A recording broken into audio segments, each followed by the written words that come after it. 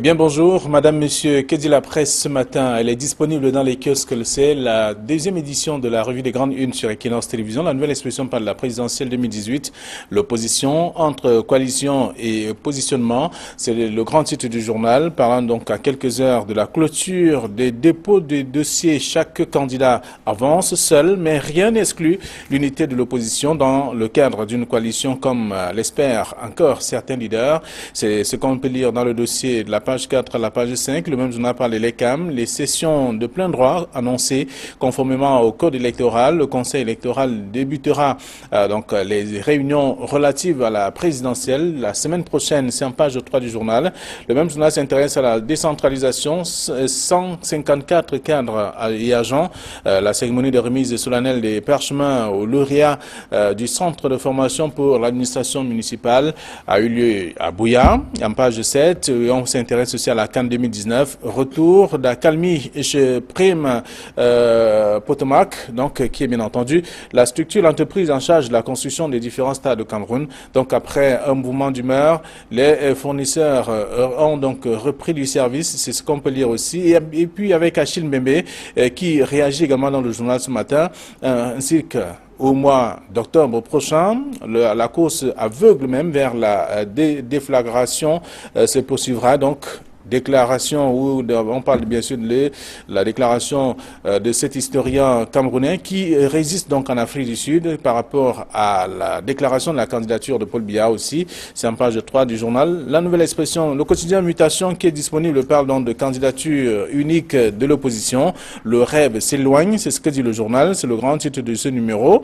Le journal s'intéresse également à réussir à faire un reportage chez les victimes du choléra. Dans ce journal également en page 3, et on s'intéresse aussi au taux de prévalence du VIH-Sida qui est donc en baisse à travers notamment des multiples campagnes de sensibilisation qui sont donc évoquées et organisées. Et à lire aussi dans la presse ce matin, le quotidien de l'économie qui parle de finances publiques, le plan choc du contrôle budgétaire, c'est ce que dit le journal, avec le code de transparence de bonne gouvernance aussi adopté en session parlementaire de juin 2018 qui impose donc des mesures en termes de discipline dans la gestion des deniers publics. C'est à lire dans le journal disponible ce matin.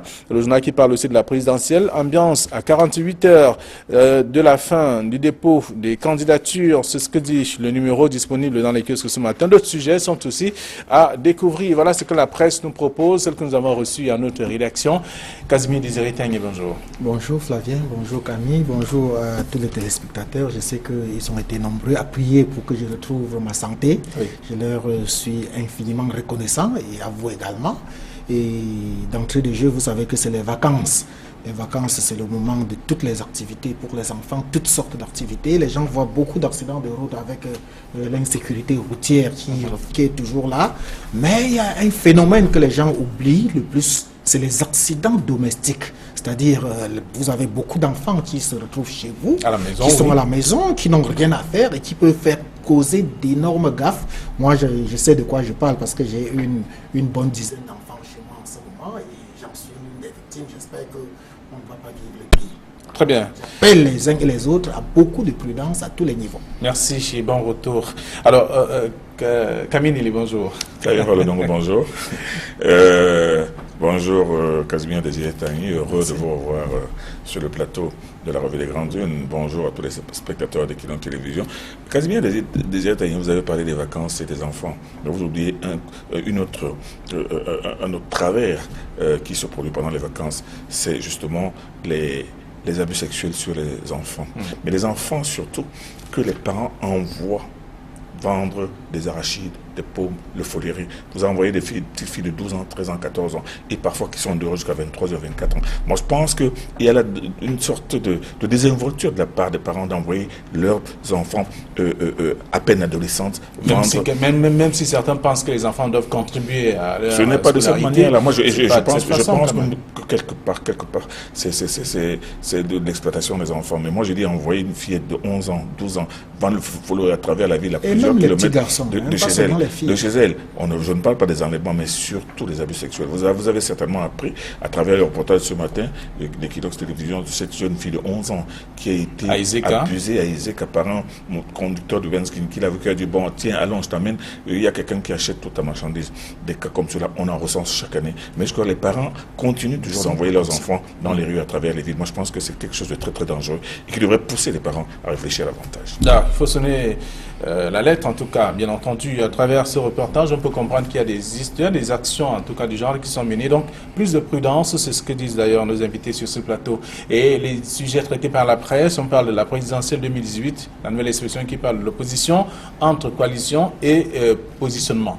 Oui, c'est un éternel recommencement que l'opposition est en train de nous offrir là. Vous savez que depuis les élections, depuis 2011, voire même 2004, et même avant, même 1997, l'opposition camerounaise, voire même 92, l'opposition camerounaise a toujours affiché au départ les intentions d'une coalition.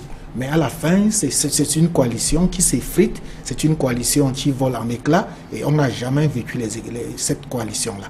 Donc cette année encore, en 2018, le cirque recommence et je crois que Achille Bembe a trouvé le mot exact. Le cirque du mois d'octobre va recommencer dans quelques jours.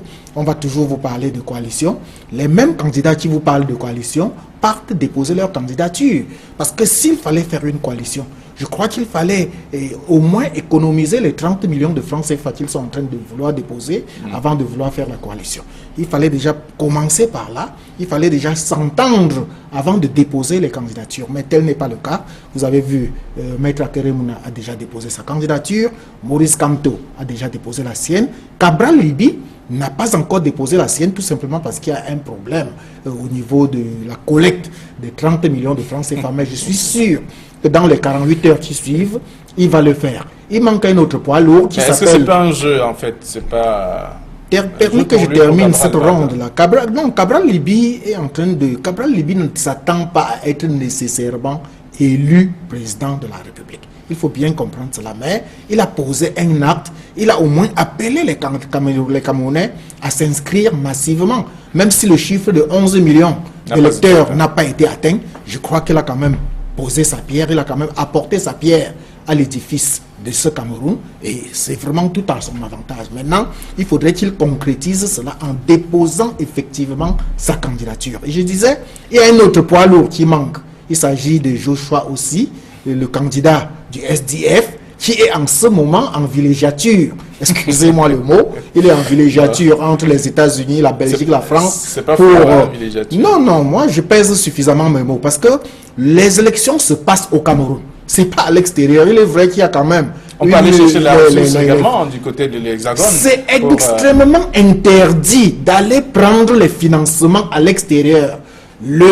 La loi qui autorise la création des partis politiques dit qu'on ne doit pas prendre de l'argent de l'extérieur. Alors si Joshua aussi est allé chercher de l'argent à l'extérieur, je ne crois pas, parce que j'ai causé avec mon ami Wafo du SDF qui dit qu'il est allé chercher les voix de la diaspora. Encore que pèsent ces voix-là, que pèse la diaspora dans le vote au Cameroun. Bon, espérons qu'il va rentrer, comme on nous l'a rassuré, rapidement. Mais vous allez voir que lui également, il va déposer sa candidature. Donc, tout tourne autour de ces candidatures-là, parce qu'à côté, il y a des menus frétins, il y a des candidats habitués, des gens qui viennent juste pour faire valoir et puis réconforter le vote du RDPC. Très bien. Alors, il a essayé de peindre un peu... le visage de ce qui se passe en ce moment, avec notamment le dépôt de candidature des uns des autres, et en même temps ce qui tarde encore à le faire. Pourtant, nous sommes à quelques heures seulement de la fin de ce délai. Oui, mais nous ne devons pas... Moi, je pense que Casimir Désiré-Taye ne devrait pas faire un procès à Joshua aussi, dans la mesure où il n'est écrit nulle part que c'est le candidat lui-même qui doit déposer sa candidature.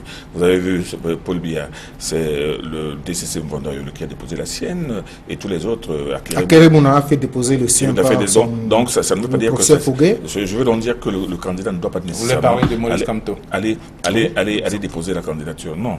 Je pense que l'élection est lancée, et le dépôt de candidature candidatures ne sont pas encore clos, dans la mesure où vous avez cité les noms. Il y a le nom, par exemple, de Blaise Goetz, le président du MPCCC, qui n'a pas encore déposé sa candidature. Il y a plein de gens et il y a une date butoir. Donc, le problème ne se pose pas au niveau du dépôt des candidatures. Nous ne sommes pas encore arrivés à la date butoir. Mais par contre, ce qui me fait un peu tiquer, c'est cette préoccupation des Camerounais en se disant que oui, pourquoi les gens vont déposer la candidature alors qu'ils pouvaient faire une coalition. Coalition sur la base de quoi?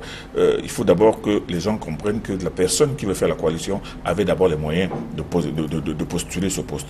Et qu'à ce moment-là, ayant versé sa caution, ça veut dire qu'il était capable de faire campagne. À ce moment-là, c'est les gens qui ont payé la caution qui peuvent se présenter, peuvent réfléchir, se dire que bon, on se met derrière une seule personne. Mais sinon, ce serait trop facile. Et on verrait des gens qui créaient un parti 2 semaines avant l'élection et qui iraient dire que bon, écoute, moi je fais la coalition avec le SDF.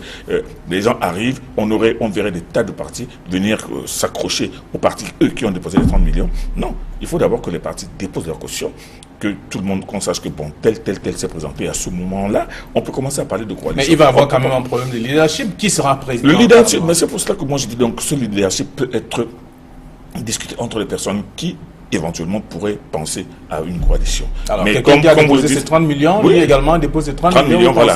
Parce que la personne qui n'a pas déposé 30 millions, qui vient s'accrocher à la personne qui a déposé 30 millions, quand la personne qui a déposé 30 millions va gagner, va dire que tu penses que moi j'ai versé mon argent, tu vas verser quoi? Non, bon, je pense qu'on dépose d'abord, après on envisage la coalition. Maintenant, pour la coalition, pour l'effectivité de cette coalition, pour la possibilité de cette coalition, vous savez très bien que ce n'est pas possible. On ne pourrait jamais avoir un seul candidat au Cameroun. Non, c'est pas vrai, face à Paul Biya. Donc, il y a toujours une question d'intérêt, il y a une question d'ego, il y a une question de leadership, il y aura toutes sortes de considérations, mais toujours est-il qu'on ne s'attende pas en Afrique à avoir un candidat unique face au président sortant. Donc, moi je pense que c'est un faux débat, à la limite un débat stérile, de tirer sur l'opposition en disant qu'elle n'arrive pas à trouver un candidat unique. Non, le candidat unique n'est pas possible au Cameroun. Mais est-ce qu'à ce rythme-là, on pourra avoir des résultats aussi intéressant, important, attendu par le grand public? Le changement peut passer par cette forme? That's the question. Ça, c'est la véritable question. Est-ce qu'à ce rythme-là, vous allez vous retrouver finalement avec une vingtaine de candidatures? Déjà, on annonce 6 candidats qui ont déjà déposé leur candidature. Il y en a, et parmi les 6, vous allez voir un comme Isaac Fezeux, qui a déjà déposé sa candidature. Il y a Bertin Kissop, qui a déjà déposé sa candidature. Je cite comme ça les noms qui ne disent absolument rien aux Camerounais, pourtant qui sont des has-been, qui sont des personnes qui sont déshabituées des candidats à la candidature. C'est-à-dire, est-ce que c'est pas pour aller chercher de l'argent encore, parce qu'on peut donner pour attendre plus? Ça, c'est une autre possibilité. Mais ils sont nombreux. Il y en a qui viennent encore. Jean-Jacques Kindi a annoncé sa candidature il y a quelques jours. Vous vous rappelez qu'il s'appelait le chasseur du lion.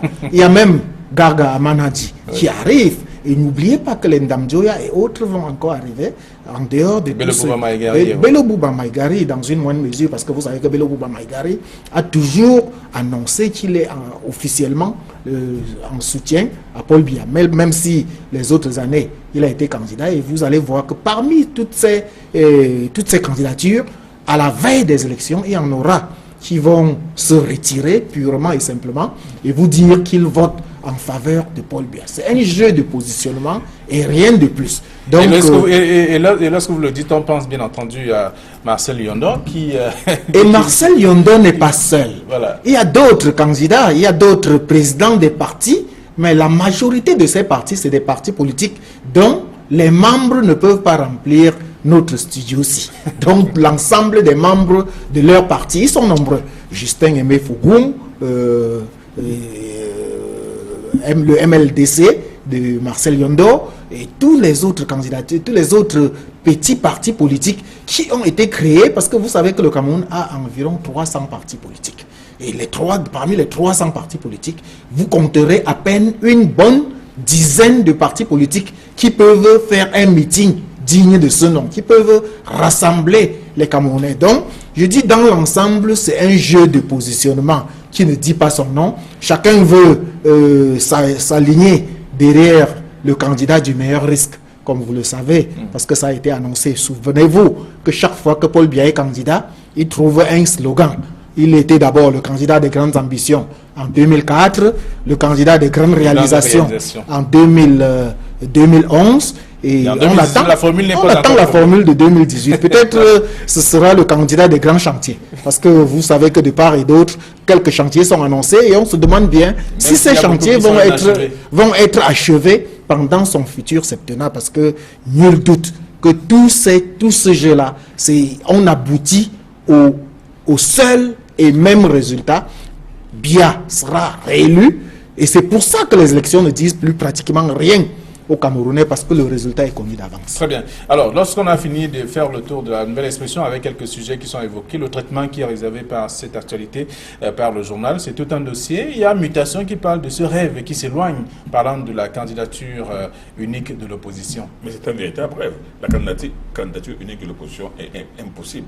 Elle est improbable au Cameroun.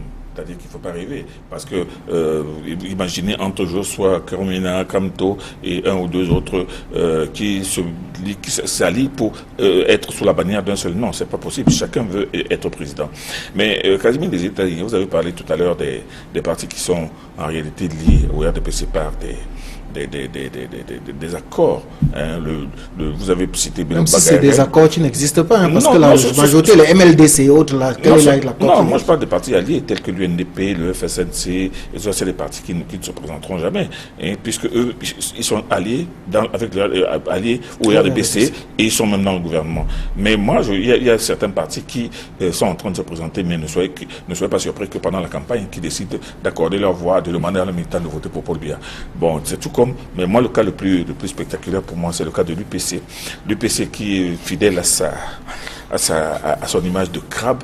On a vu une fraction de l'UPC qui est derrière Paul Biya. Je crois que Oumiobe sera en train de se retourner dans sa tombe. Et l'autre parti qui est en train d'aller à l'élection. Alors on ne sait plus à quel UPC se vouer. Mais tu vois-t-il que voilà une UPC dont l'une des factions soutient Paul Biya et Adia, et l'autre faction dit que non, moi je vais aller contre Paul Biya. C'est pour cela que je dis qu'aujourd'hui que les candidats sont, chacun veut se mettre sur les starting blocks pour aller à la présidentielle.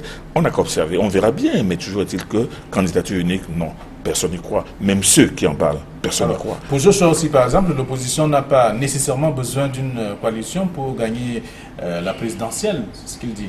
Oui, ça c'est ce qu'il dit, mais de l'autre côté, Maurice Kamto qui dit que le dépôt de candidature n'exclut pas un possible rapprochement de toutes les factions. Donc vous voyez déjà que les idées sont divergentes entre eux-mêmes, entre l'opposition. Ils n'arrivent pas à s'accorder. Et quand bien même ils veulent s'accorder, que ce soit Maurice Kamto, entre Maurice Kamto et Joshua aussi, ça ne passe pas parce que l'un estime que l'autre est néophyte politique. L'autre ne vient que d'arriver en politique, c'est-à-dire le MRC, pas Maurice Kamto nécessairement, mais son parti politique est néophyte, alors que le SDF est un vieux de la vieille. Donc il y aura toujours ces discordances-là, ces dissidences qui existeront entre ces vieux briscards de la politique qui veulent challenger Paul Biya. Or, dans le contexte actuel, où l'on sait qu'il n'y a pas possibilité d'un second tour, il fallait déjà, dès la base, essayer de s'entendre. Et pour s'entendre, il faut toujours que les gens sachent qu'on doit perdre quelque chose. On ne doit pas croire qu'on est le meilleur ou qu'on aura le meilleur profil en face. On accepte de perdre quelque chose pour l'intérêt général. Malheureusement, tel n'est pas le cas dans la politique camerounaise et chez les politiciens au Cameroun. Alors, lorsqu'on lit aussi dans le journal La Nouvelle Expression de ce matin, le dépôt, la déclaration de la candidature de Paul Biya, pourquoi Paul Biya a choisi Twitter, c'est une question, mais Achille Mbembe estime que ce n'est pas une nouvelle, donc ça ne devrait même pas attirer l'attention de personne. Non, que Paul Biya ait choisi Twitter, ou bien qu'il ait choisi de s'exprimer verbalement au Camerounais, le mode de déclaration de candidature importe peu. L'essentiel, c'est que Paul Biya, comme on le savait déjà, est le candidat naturel du RDPC. Il a affirmé par Twitter, et puis vous savez qu'il veut s'afficher à la mode, il veut rester à la mode. L'ère est à la modernité. Un journal a dit qu'il a déjoué les pronostics, parce qu'on s'attendait soit qu'il fasse une déclaration par un discours, soit qu'il envoie le secrétaire général du comité central, Jean Kouété, pour aller déposer sa candidature, comme il en avait fait en 2011 avec René Sadi, qui était qualité de secrétaire général du comité central à l'époque. Mais cette fois, il a choisi une autre voie. Et moi, je dis, c'est l'ère du temps. Il fallait là dans l'ère du temps. Et n'oubliez pas qu'il avait demandé aux Camerounais, aux jeunes surtout, de ne pas suivre, de ne pas être ses followers passifs, Lui, je crois qu'il veut démontrer qu'il est un follower actif et il le démontre. Donc maintenant, la balle est du camp. La légende utilisée par la nouvelle expression sur la photo dit je suis connecté. Oui. Flavien Malo, on n'arrête pas le progrès. On n'arrête pas le progrès. Si, cette fois-ci, Paul Biya. Parce que pendant ce temps, les membres du gouvernement de Paul Biya étaient en train de tirer à boulet rouge sur les réseaux sociaux. Camille, il faut bien se le dire. Oh, vous savez quand vous regardez tout ce qui se passe dans les réseaux sociaux, vous allez tout simplement avoir la danse de Sengi.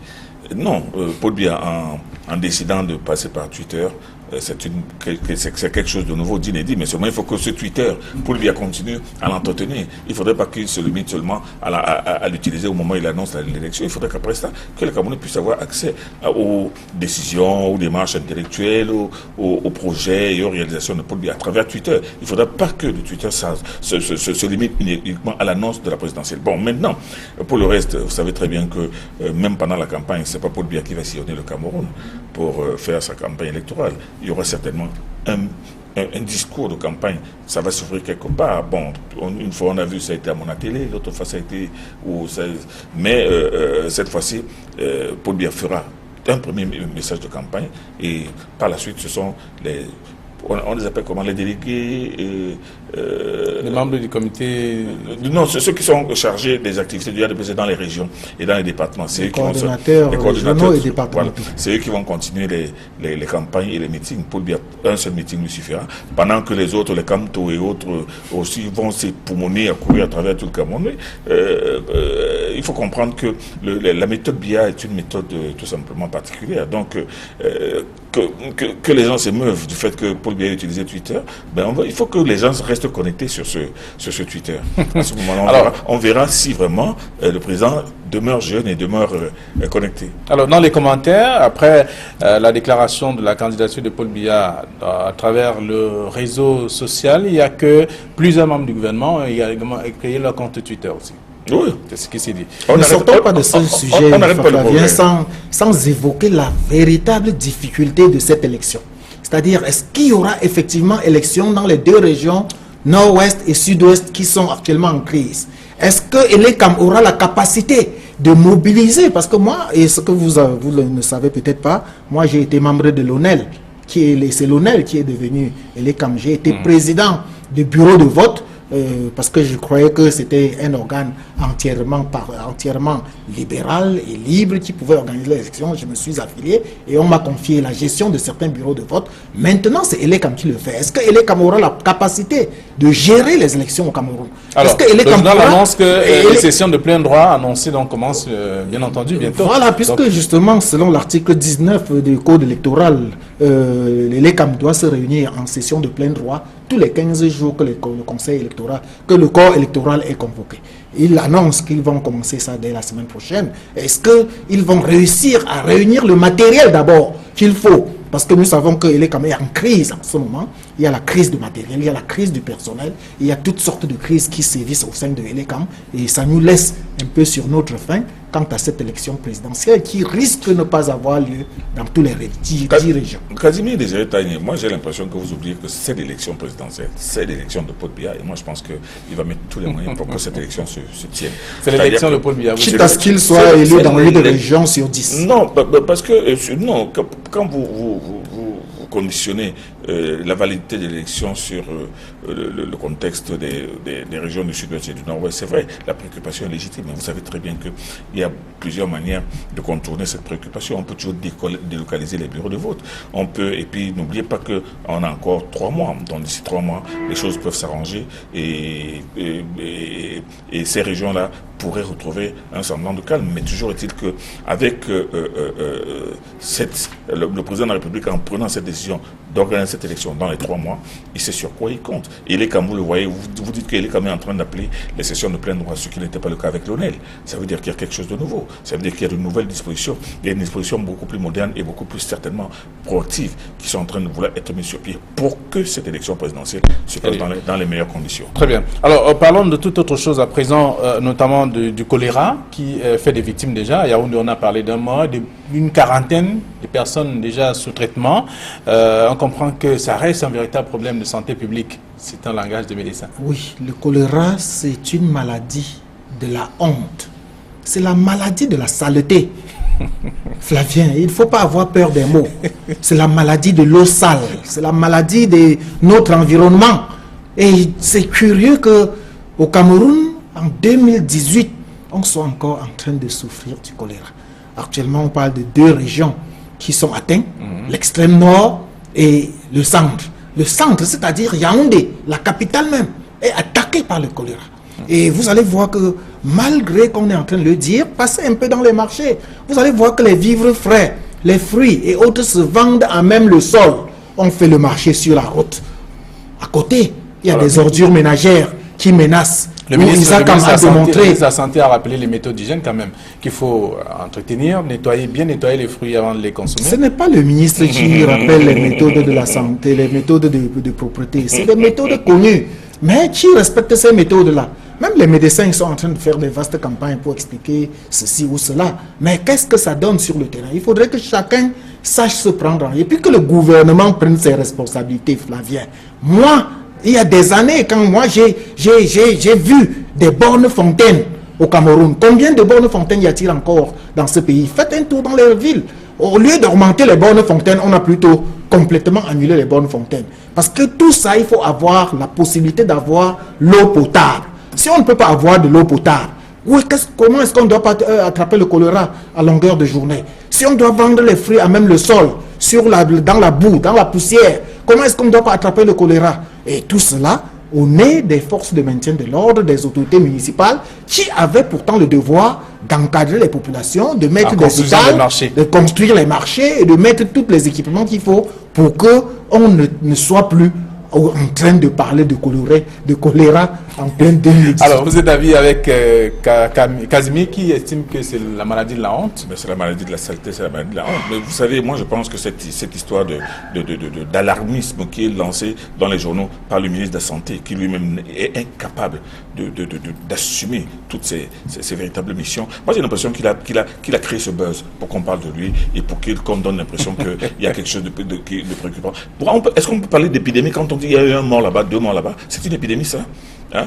Dans un pays où les problèmes d'abduction d'eau sont cruciaux, où les gens n'ont accès dans beaucoup de régions qu'à des puits, mais pas à des forages. Comment est-ce que lui peut se permettre de dire que non, c'est vraiment, ça va pas, c'est grave et tout ça? Il y a eu 40 internés là-bas, il y a 1 mort là-bas, 2 morts. On ne peut pas parler d'épidémie quand il s'agit d'1 ou de 2 morts. Moi, je pense que ce problème-là doit refléter en réalité l'incapacité de ceux que le président de la République à qui le président de la République a donné la charge de l'adduction de donner la possibilité aux Camerounais d'avoir accès à l'eau potable.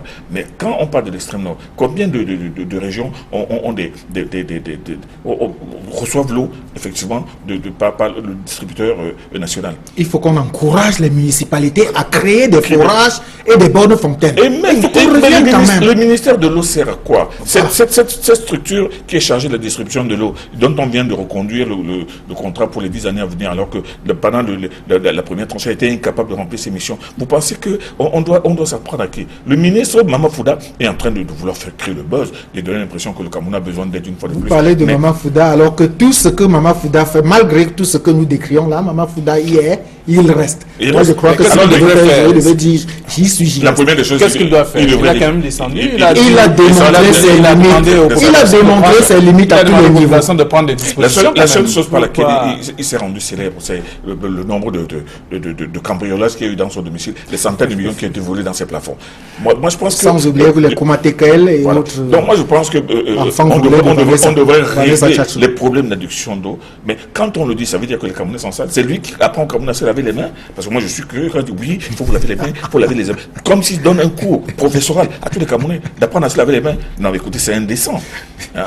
Donc, je pense que ce problème-là, cette histoire de choléra que l'on voit de plus en plus, c'est une petite campagne qui est faite pour essayer de lui donner la possibilité de parler dans les journaux. Et ça, c'est indécent aussi.